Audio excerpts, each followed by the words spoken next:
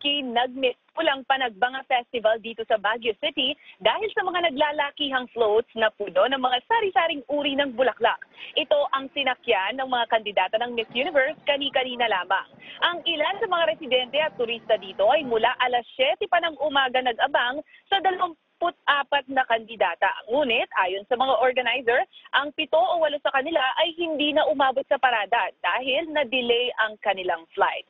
Nagsimula ang 3 kilometrong parada sa Upper Session Road at nagtapos naman dito sa Baguio Country Club. Sinarado ang ilang mga daanan at suspendido din ang pasok sa eskwelahan sa lahat ng antas dito.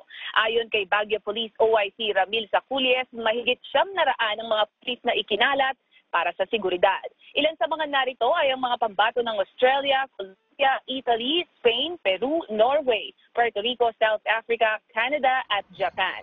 Mapapansin na ang mga floats ay simbolo ng 3 malalaking isla ng bansa, ang Luzon, Visayas at Mindanao. Ang ika-4 na float naman ay nakareserba para kay Miss Universe 2015 Pia Wurtzbach. Sa pagitan naman ng mga floats ay mga street dancers na nagmula sa iba't ibang paaralan.